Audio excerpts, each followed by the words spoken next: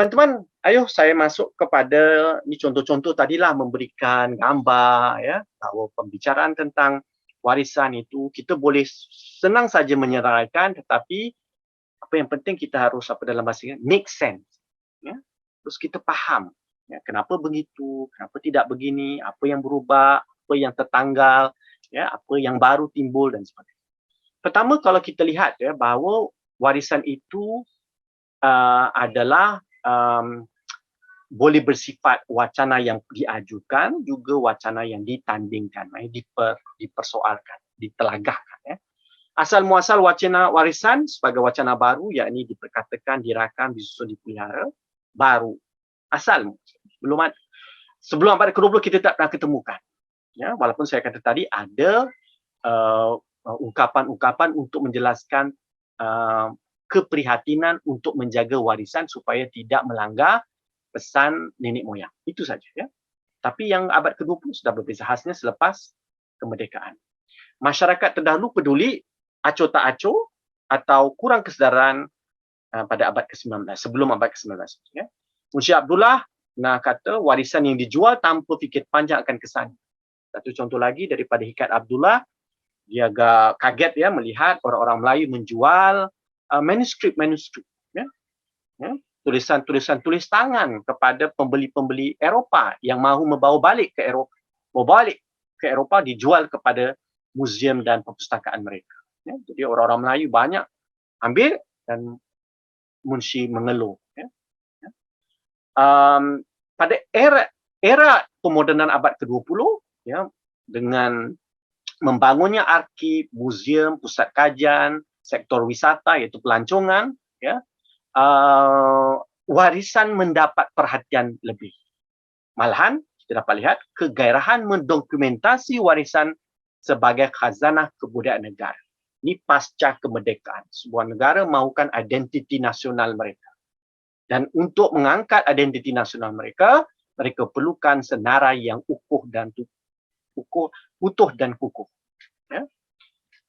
Malahan saya sebut tadi dalam penyerahan UNESCO, kepedulian yang makin ketara malah menjadi persaingan antara negara, malahan juga mungkin antara masyarakat ya. Ada yang bertindan, contoh kalau kita perlulah sebut di sini ya, antara beberapa warisan antara orang Melayu dengan peranakan Babah ya.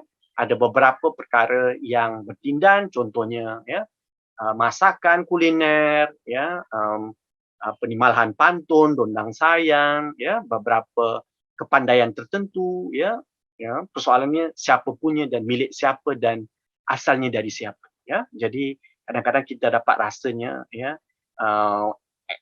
pertukaran, exchanges yang agak sengit, ya, kadang-kadang adalah sindir-menyindir begitu. Saya menyebut ini teman-teman bukan apa untuk mengatakan bahawa persoalan wacana warisan ini tidak boleh kita pandang kecil.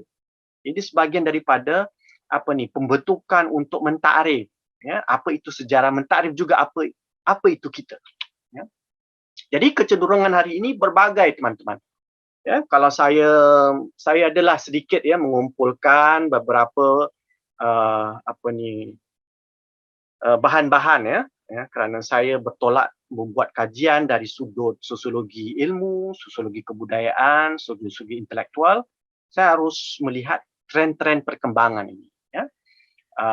Daripada perkembangan pembicaraan tekstual kepada persoalan-persoalan politik, persoalan warisan benda seperti senjata ya, seramik ya, ataupun seni bina Melayu bertaburan di sana sini ya. Jadi yang rata-rata yang saya kira kecenderungan kini ini jelas, ini banyak. Khasnya senjata warisan hari ini iaitu bagaimana orang Melayu berperang, bagaimana orang Melayu punya senjata yang canggih begitu begini ya. Jadi ada dimensi di mana kadang-kadang kalau kita baca kita sudah dapat kita sudah terbau sedikit sisi-sisi di mana ya bagus ada kesedaran ya untuk merakam, untuk mengapresiasi, tetapi ada bau-bau meromantiskan. Ini secara emosional ya, mengagung-agungkan, membesar-besarkan ya, terlalu agak emosi ya, sehinggakan ya yang ada di depan mata itu tak terfikir. Contoh kenapa warisan ini tidak lagi dapat berfungsi dengan baik atau tidak dilestarikan. Ya. Jelas kita pasti bangga ya, metalurgi ya, seni pembesian nenek moyang kita. Kadang-kadang kita harus tanya juga ya, kenapa ia tidak berlanjutan hari ini dengan baik, dan kalaupun ada satu dua yang buat, kenapa ia kepandaian ini tidak diperbesarkan? Kenapa kita tak upgrade skillnya itu?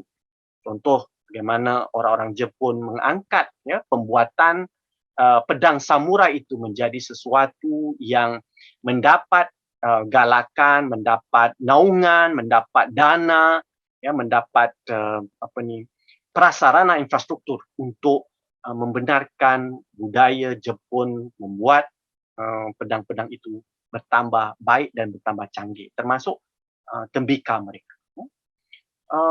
Tetapi tidak pula di tempat kita. Ya. Selalu gah-gah bicara kita ada ni dulu, kita bagus ini dulu, tetapi berhenti di situ. Tidak ada lanjutan untuk memikirkan bagaimana yang pernah kita ada bagus, ayo kembali kita melakukan yang lebih konkret supaya ya bukanlah berarti kita nak buatkan setiap seorang Melayu itu keris, tetapi kepandaian ini tak boleh putus. Tak boleh hanya satu dua orang saja. Ya. Dia mesti diangkat sebagai suatu craft, ketukangan ya, yang luar biasa supaya nanti kita juga menyumbang kepada craftsmanship ya, peringkat level dunia. Itu maksud saya. Ya. Jadi kalau kita perhatikan yang tadi ya teman-teman, ya, yang kalau kita lihat soal-soal ini berbanding dengan ini pula. Kenapa warisan-warisan ini kurang mendapat perhatian? Contoh ya, batik sarung, dah jarang orang pakai kain sarung di rumah, ya, baik perempuannya, baik lelakinya, ya. Dah jarang, ya, dah tak ada demand-nya, tak ada permintaan. Jadi tak ada orang yang nak akan buatnya. Khasnya di tempat Melayu lah. Kalau Indonesia satu hal lah ya. Dan warisan bersifat tunjuk ajar, ungkapan tradisional. Kita selalu suka mengangkat teks-teks, contoh teks-teks istana yang tadi saya sebut, ya. Adat-adat Raja Melayu, ya, kait hang tua dan sebagainya lah. Ya. Selatu Salatin, ya. Tetapi ungkapan-ungkapan rakyat Melayu ya, yang diperturunkan dari mulut ke mulut, yang sudah didokumentasi oleh beberapa tokoh, itu jarang mendapat perhatian. Kenapa? Mungkin tidak ada gahnya, kerana tidak ada dimensi kekuasaan. Tapi kalau kita lihat dari sudut nilai, apa yang diajarkan itu luar biasa. Ya, universal sifatnya walaupun terungkap dalam bentuk partikular pada bentuk setempat. Tapi nilai-nilainya sangat mensejahterakan.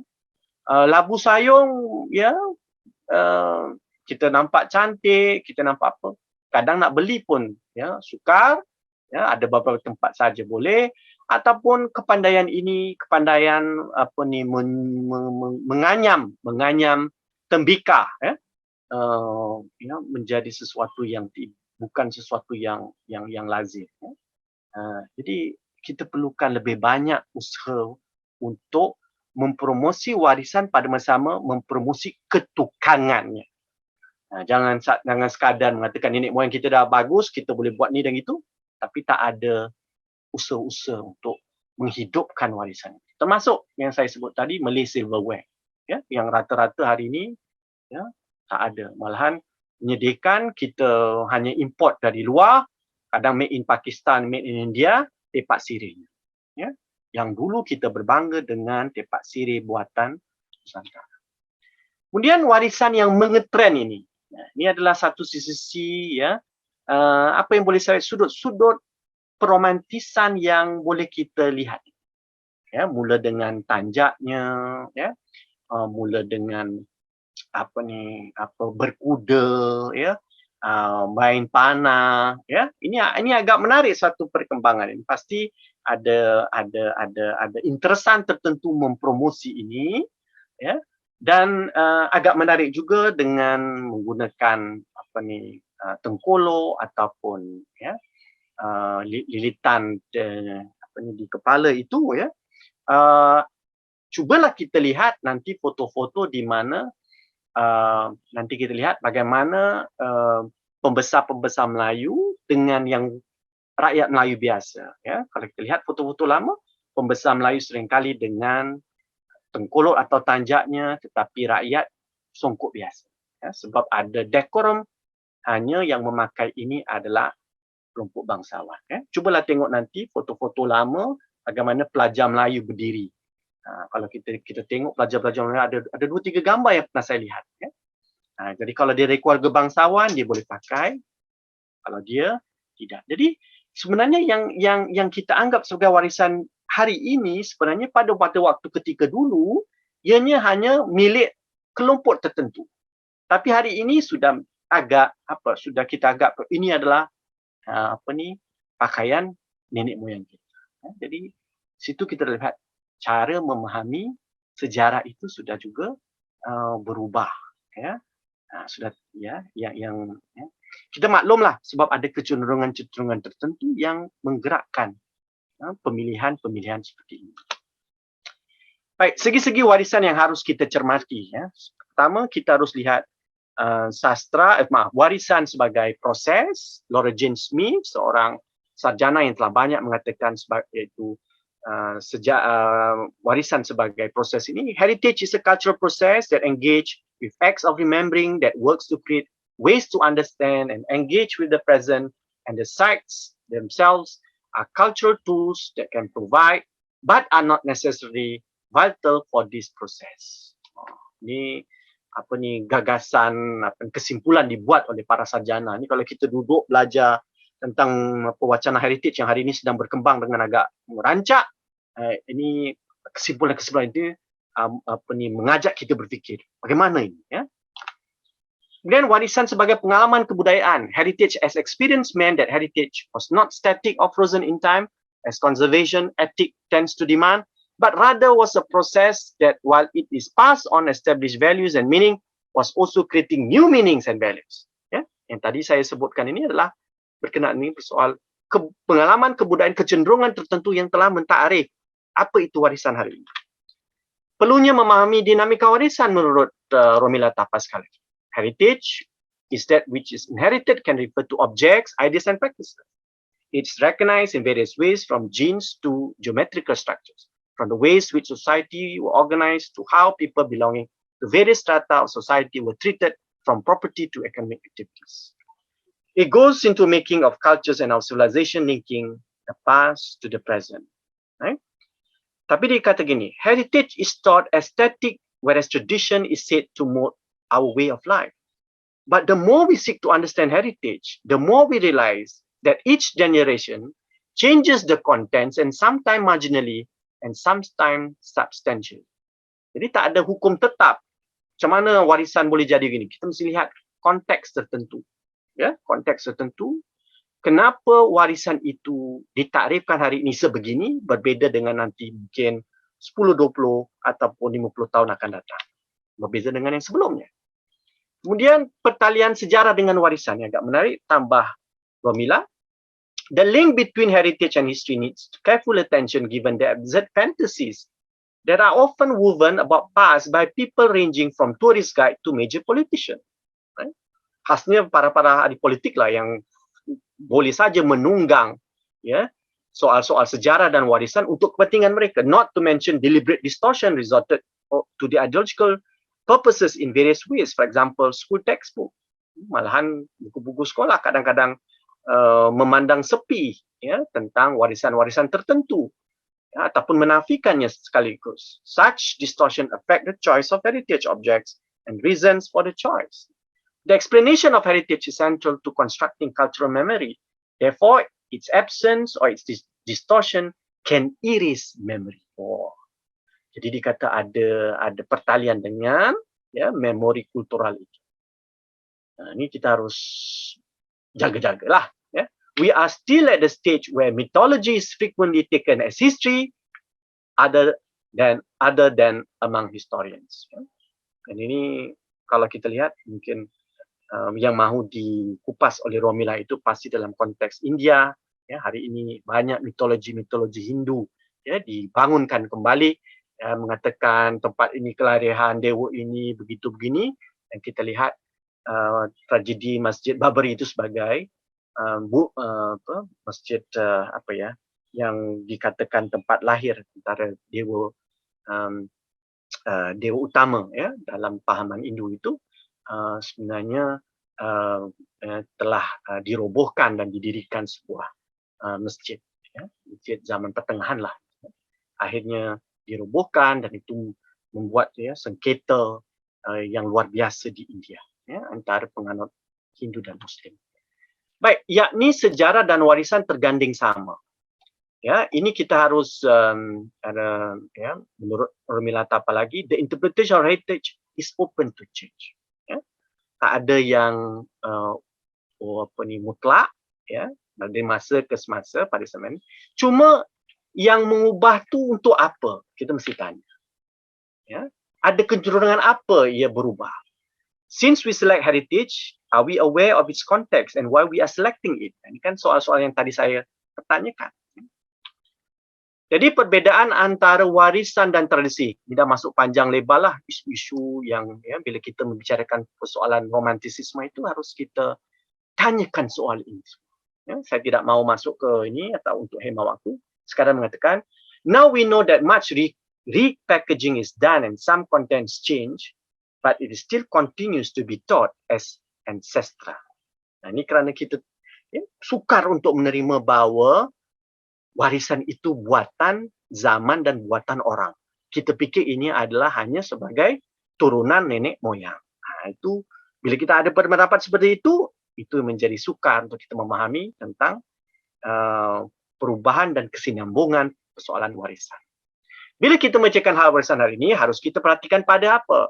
Berterusnya pencarian identiti kegairahan mencari identiti masih lagi ya berdengung-dengung di kampus, di luar kampus ya. Kerana didiktat oleh rejim ilmu tertentu bahawa kita harus selalu bertanya tentang identiti. Walhal dalam hidup ini ya, kita bangun pagi tak pernahlah kita bangun pagi alali bangun tanya adakah aku Melayu, adakah aku Muslim ya. Kita tak tanya itu. Yang kita tanya adakah aku ada kerja hari ini, apa yang aku boleh makan. Jadi persoalan-persoalan ini terus bertubi dipertanyakan. Khasnya kepada kelompok yang pernah dijajah, kelompok minoritas, ya. Ragam politik semasa yang memanfaatkan pencarian tersebut ada kepentingan tertentu yang menunggang ya, supaya terus bicara tentang ini, jadi lupa benda lain. Kegairahan negara membangun memiliki warisan senarai UNESCO, saya dah sebut tadi, pasal sebagai penentu apa itu warisan dan wacana ilmiah sosial dan warisan dan budaya juga mewarnai ya, tahap kita memahami warisan. Jadi warisan terkait dengan wacana identiti, soal reproduksi identiti yang selalu disoal, digembur, ditanyakan, mengekalkan identiti, memelihara identiti, mempertabatkan identiti. Kurang lebih begitu. Jadi penjajah juga meninggalkan warisan dalam pengertian lain. Kalau kita lihat pada dalam pembicaraan-pembicaraan tentang identity politics, ya, warisan heritage kolonial itu bukan saja datang daripada ya, pasti kolonial ya, melakukan banyak usaha mengumpulkan, mensistemasikan khazanah warisan kita supaya khazanah benda ya disimpan dengan baik, dikategori okey, kita pujilah dalam hal itu ya. Tetapi juga ada juga warisan yang diperturunkan dari mereka itu dalam bentuk ideologi.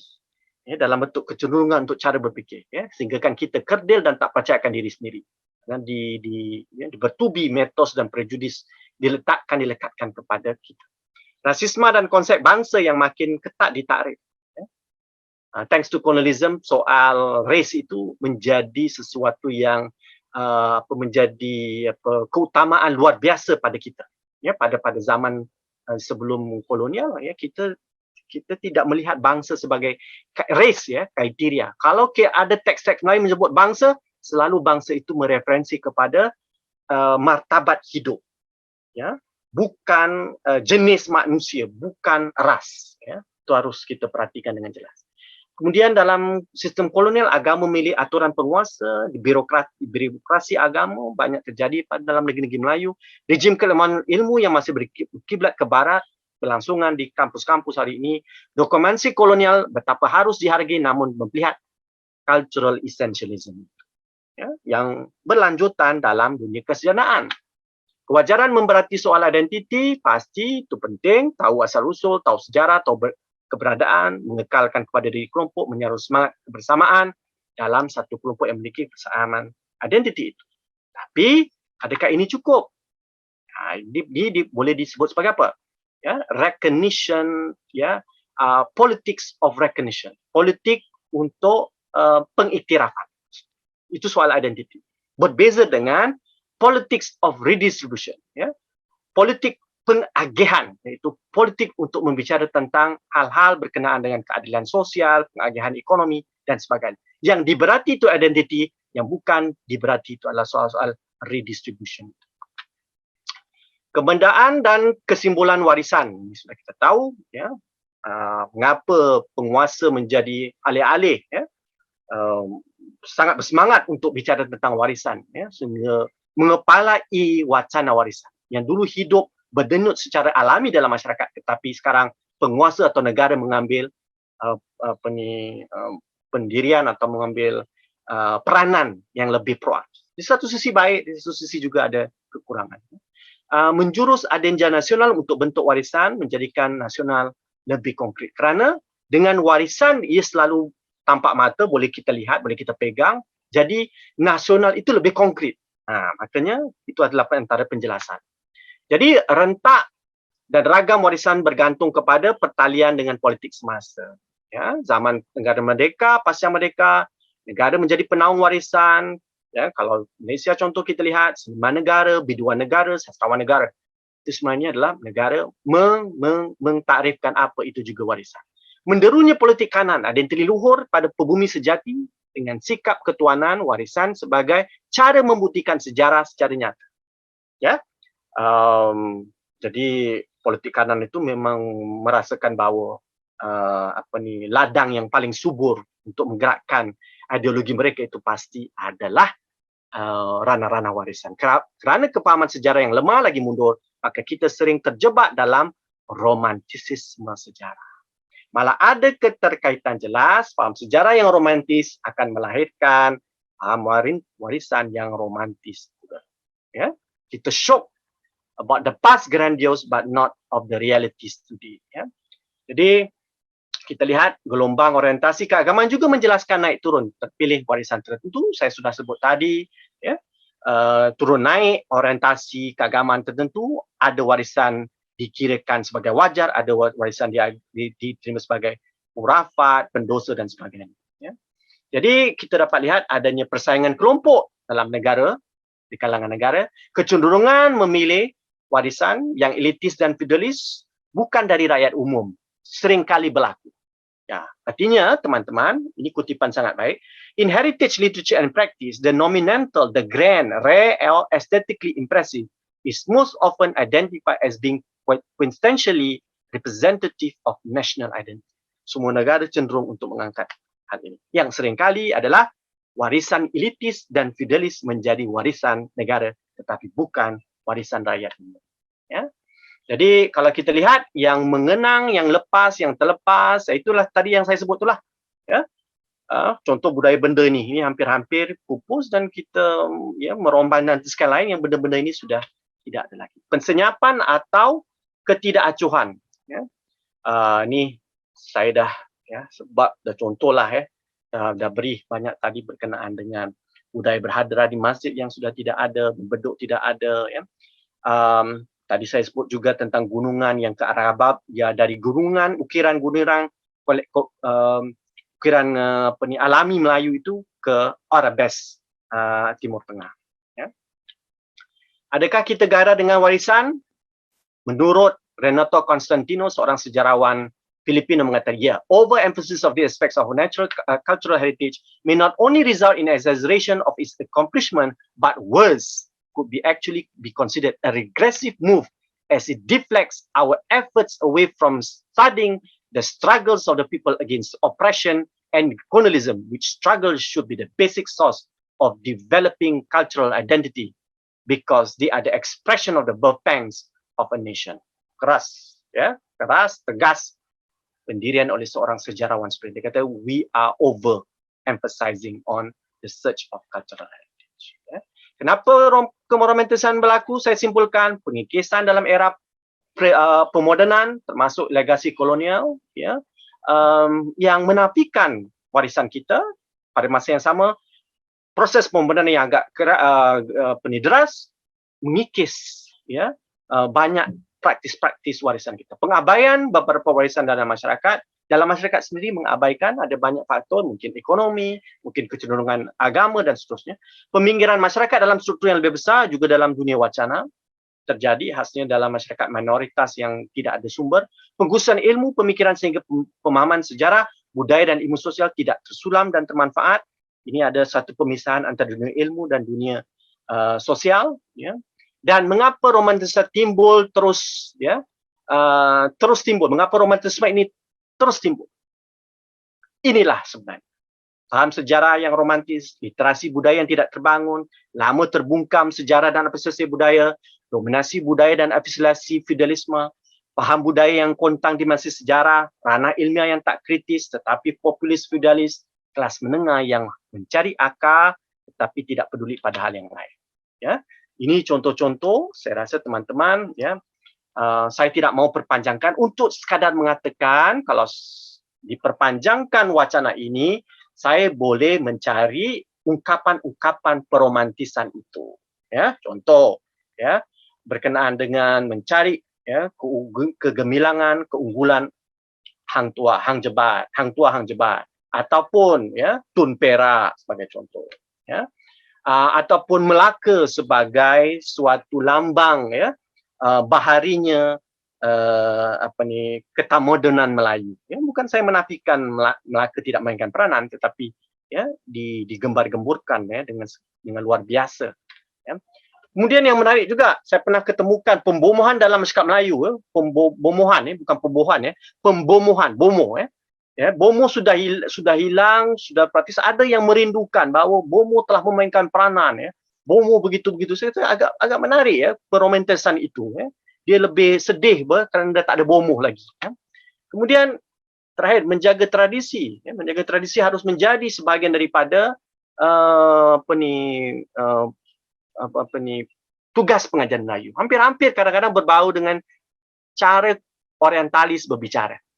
Ya, ya, kita harus terus mengkaji, tetapi bukan dalam pola etnografik ensiklopedik kolonial. Ya. Jadi ini antara lain, ya, manifestasinya adalah ia memperaga, memperkenalkan atau meromantas, ya, kembali berkeris, berperangan Melayu, berdesta bertongkolok, kembali pada Jawi, ya, ataupun kita sudah dalam bentuk romantic consumption. Ya. Ini perkara ini sudah diperhatikan di tanah besar Cina sebenarnya. Ya. Banyak orang-orang Cina yang kelas menengah sekarang kembali kepada Cina zaman dinasti dan beli barang-barang itu ada dipanggil romantic consumption. Ini agak menarik. Mungkin di tempat kita belum ketara. Ya. Jadi warisan perlukan perancangan dan penggembelengan sumber. Ya, memulai warisan apa yang kita perlukan. Ya. Banyak antaranya. Ketukangan pandai besi, songket, membuat rumah perabot. Kita tak dengar perabot Melayu. Dulu tahun-tahun 10, 20, 30 kita pernah melihat perabot-perabot Melayu yang dibuat oleh tukang-tukang kayu Melayu. Mana sekarang? Ketungangan barang tembaga perak, ketungangan pembuat peralatan muzik, ketungangan pembuatan tembikar, sulaman dan tekad, batik, kapal, pantun dan sebagainya. Jadi menimbang potensi warisan, bolehkah warisan menjadi model budaya atau menjadi model sanggahan, wadah sanggahan? Hari ini kita berani menyebut sejarah dari bawah. Sama terpanggil, bolehkah warisan dari kelas bawah harus terangkul sama? Ataupun yang kita nak angkat warisan itu adalah warisan dari kelompok elit. Ya. Apabila paham sejarah berubah, paham warisan juga turut berubah. Ya. Saya mau tutup ini dengan, boleh tak kita menyebut warisan sebagai cultural capital?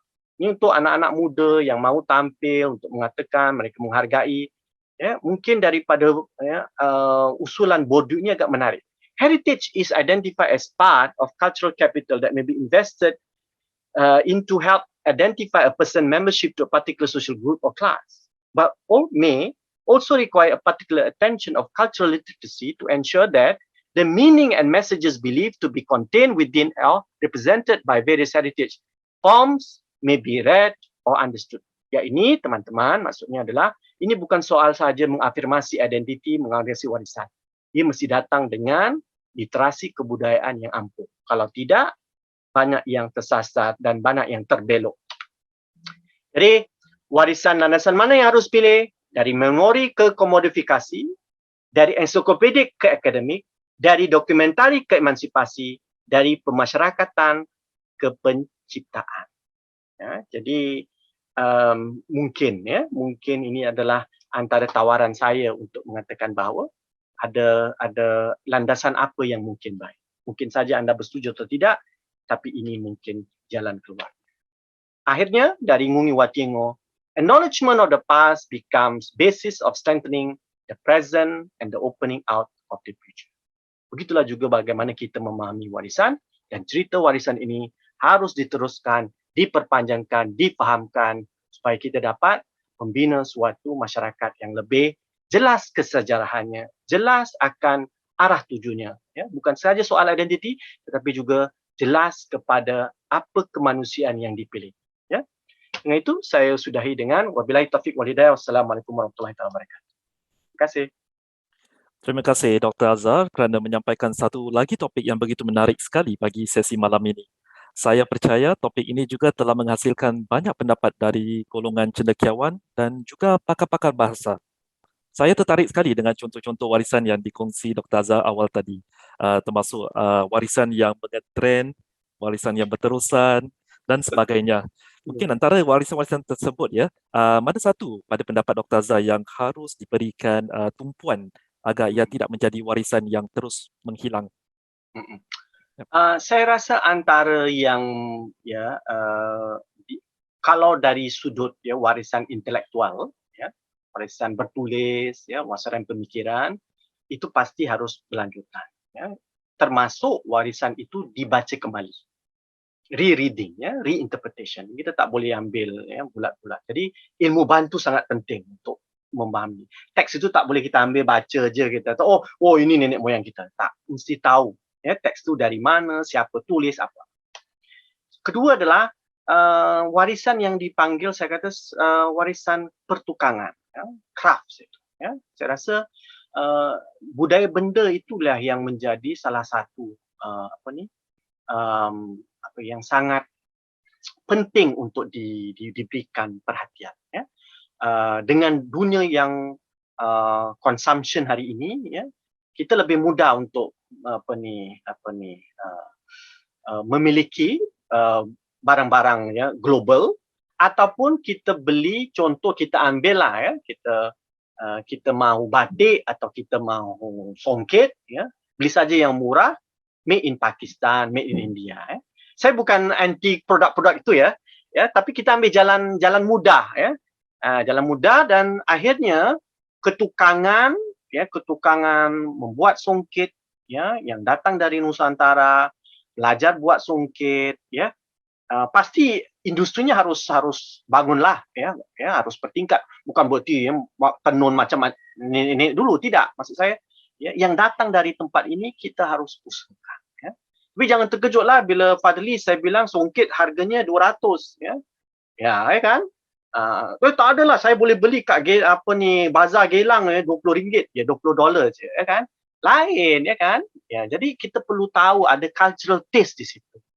Bahawa ini adalah mungkin tak semua orang boleh miliki, tapi satu keluarga mungkin menghargai, menyimpan songket yang baik, batik yang baik, tembaga yang baik, kan. Jadi itu memerlukan, saya rasa dunia ketukangan untuk menyalurkan benda-benda ini, menghasilkan benda ini. Kenapa tidak? Saya rasa ini sesuatu yang tidak mustahil. Jepun, Korea telah melakukan, termasuk China sepanjang zaman. Kalau kita lihat bagaimana tembikar-tembikar Cina itu sepanjang zaman itu kan. Kalau Cina nak ambil mudah, Cina tak import lah daripada orang lain kan. Dia buat sendiri semua tapi kalau kita nak cari jalan mudah saja. Tembaga-tembaga kita boleh ambil je dari Thailand, kan? Beli daripada Thailand murah, Cambodia murah, tapi desainnya dah lain, desainnya dah lain.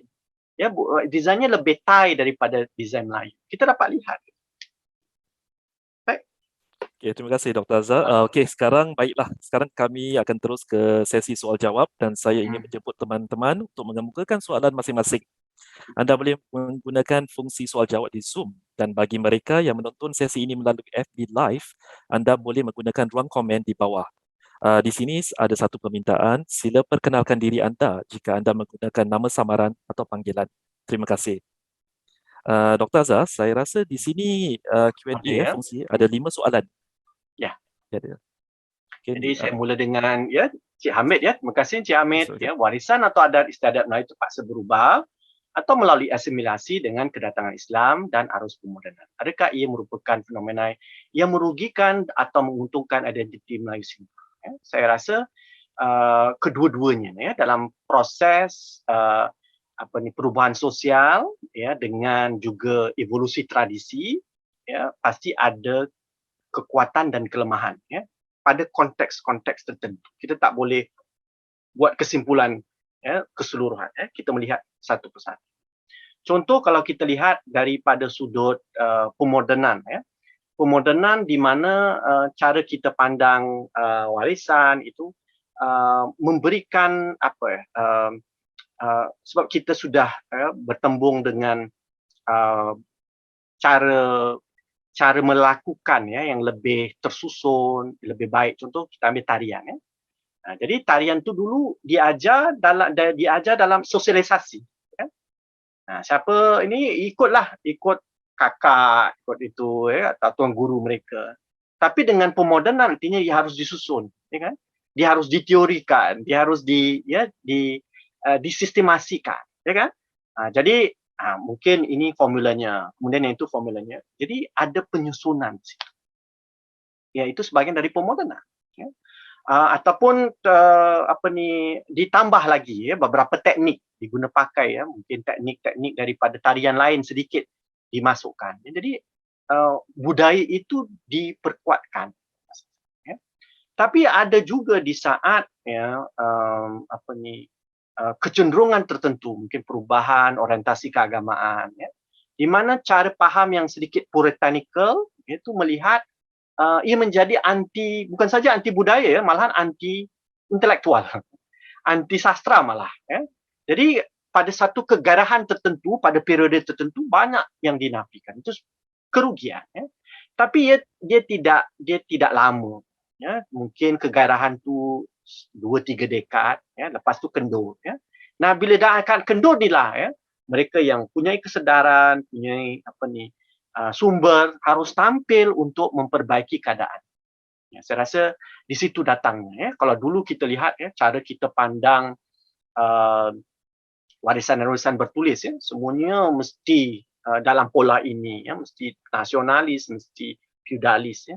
Tapi hari ini saya rasa kita sudah berani untuk memikirkan kembali warisan-warisan.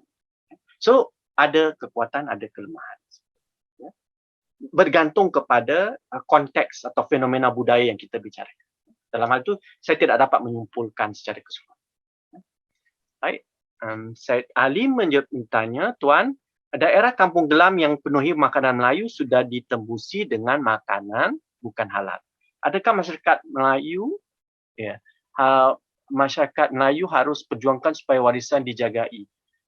Saya tidak pasti ya, mungkin ada belt tertentu ya yang mahu dipastikan ya bahawa ada halal ya, ada belt tertentu yang mungkin tidak halal. Jadi ini pun kita perlu maklum bahawa ia juga adalah persoalan tanah ya, property holding ya, business interest ya. Kadang ada yang boleh kita kawal, ada yang tidak.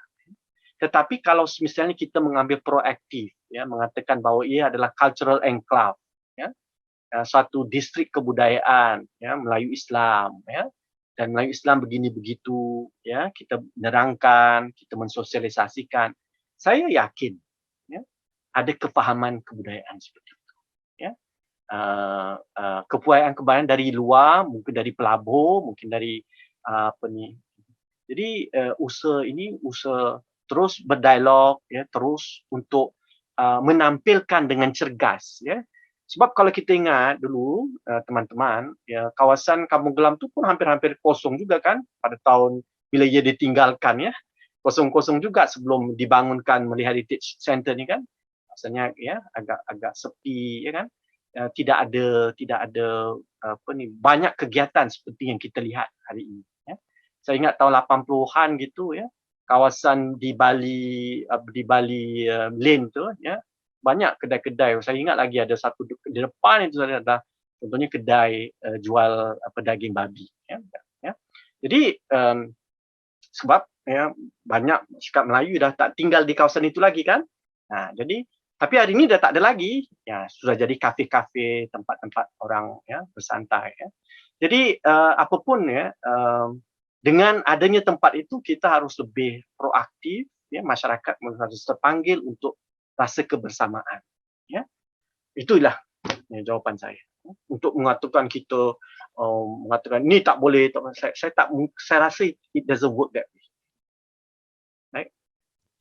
Bolehkah kita katakan bahawa citra orang Melayu yang mudah mengasimilasi sebagai budaya di luar itu mengabaikan ia mudah dilepaskan begitu saja? Saya rasa tidak juga, ya. Kekuatan berasimilasi itu hanya terdapat pada kelompok yang hidup di kawasan yang strategik di dunia. Iaitu kita lah. Ya. Orang budaya Melayu itu adalah budaya yang duduk di kawasan selat, dua belah selat Semenanjung dan Sumatera, ya, Selat Melaka itu adalah tempat persinggahan yang tersibuk di dunia. Ya. Situlah tempatnya, ya, penjajahan datang. Di situlah tempatnya perebutan kuasa. Di situlah tempatnya peminjaman semua agama-agama besar di dunia. Jadi sepanjang sejarah rantau kita sudah menyaksikan ya, lapekan budaya, pertembungan. Ya. Lihat saja kuisin Melayu. Ya. Kuisin Melayu itu macam-macam. Ya. Ada rasa bukan Thai, pribuminya, ya, yang asam-asam macam kita minum lauk Thai gitulah, ya kan, asam-asam. Dan ada yang air-air, yang mimi macam lauk-lauk Cina, ya. Kemudian pasti ya kari, lauk merah, ya kan, biryani, itu semua adalah daripada selatan India kan. Ya pasti ya. Kemudian masuknya ya kuisin Melayu, kuisin pemakanan orang Eropah ya dan sebagainya ya. Akhirnya kuisin kita itu, gastronomi kita tu diperkayakan sepanjang zaman. Akhirnya lidah Melayu tidak kekok untuk merasa segala bentuk gastronomi. Ya, saya tak fikir ya, saudara kita ni Fadli muntah makan kari, muntah makan mihun, muntah makan chicken rice, ya kan? Semua boleh kan? Boleh, ya kan?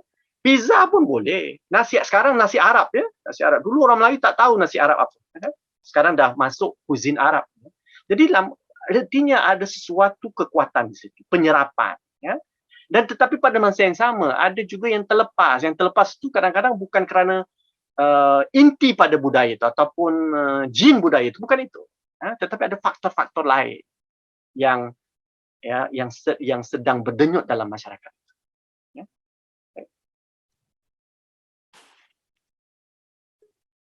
Kemudian kedai Taman Warisan Melayu tidak menunjukkan teks Melayu, hanya barang-barang Melayu.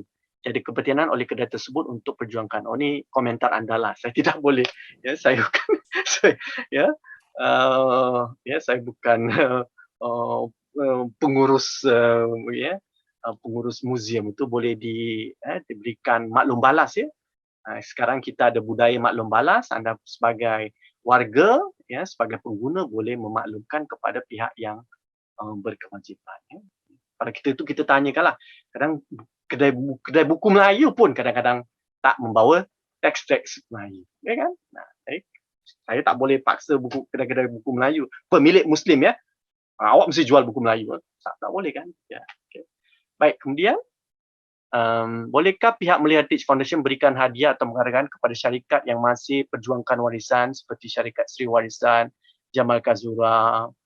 Ya, Tuan Said Ali mungkin saja ajukan, hantar surat, ya, Saya tak boleh, walaupun saya vice chair, naib pengerusi, itu bukan milik saya untuk menentukan. Kita ada board, segalanya semua datang berdasarkan kepada saranan, pertimbangan dan faktor dana, nak mau kasih hadiah harus fikirkan dana, Jadi mana tahu ke depan, tuan-tuan, kalau ada rezeki, kalau ada sokongan daripada golongan korporat Melayu sendiri, yang tampil, kan.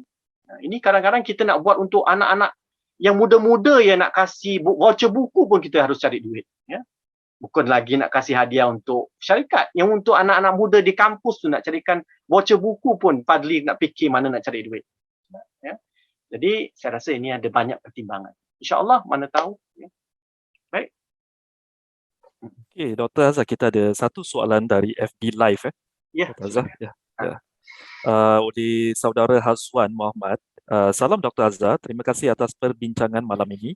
Saya ingin mendapatkan pandangan doktor. Mungkinkah trend romanticizing warisan ini hanya akan tinggal satu trend semata-mata kerana nilai komersilnya sangat terhad? Jika kita lihat kepada commercialization of Korean period dramas sebagai contoh, ia sungguh meluas dan influential sehingga ramai yang mengikutnya termasuk non-Koreans. Apakah mungkin sebab warisan Melayu kurang nilai komersilnya? Okey, dalam hal Korea itu, Korea ini mula bergerak tinggi maju dengan kekuasaan ekonomi, mula dengan perkapalan, kita ingat lagi, kemudian barang elektronik, kemudian telefon sebenarnya masuk, Samsung, kemudian sekarang barang-barang ini, dari barang-barang pembuatan elektronik, industri berat, dia ke kereta, mobil dan sebagainya lah, sampai kepada apa dipanggil cultural industry, itu yang soft power. Nah, cultural industry itu hanya boleh maju bila negara itu sudah bergengsi kebudayaan, bergengsi kemajuan, teknologinya, peradaban, karena ada ketarikan. Ini pernah berlaku pada Jepang, pada Jepun. Dan waktu saya, Fadli, pada tahun 70-an, 80, saya bila masuk sekolah tu, zaman-zaman saya semua banyak nak jadi Jepun. Jadi kita dengar lagu Jepun, saya ingat lagi saya sendiri beli magazine Jepun, komik Jepun, sebab semua nak jadi Jepun, Jadi agak menarik. Dan lepas itu, waktu itu adalah kerana Jepun adalah kuasa ekonomi, Hari ini kita lihat soft power itu dan industrial power itu di Korea. Korea makin maju. Jadi sebenarnya dia datang dengan itu. Dia bukan soal sebenarnya budaya kita menarik atau tidak. Negara yang satu yang agak menarik adalah Thailand. Thailand itu kerana industri wisatanya, pelancongan itu. Luar biasa kan? Satu dunia kenal Thailand kerana sebagai tempat-tempat wisata. Dengan itu dia boleh mengekspor budayanya sampai makanannya, sampai. Jadi dengan adanya budaya wisata yang baik, orang-orang Thai masyarakat Thai membangun kulinernya dengan lebih baik.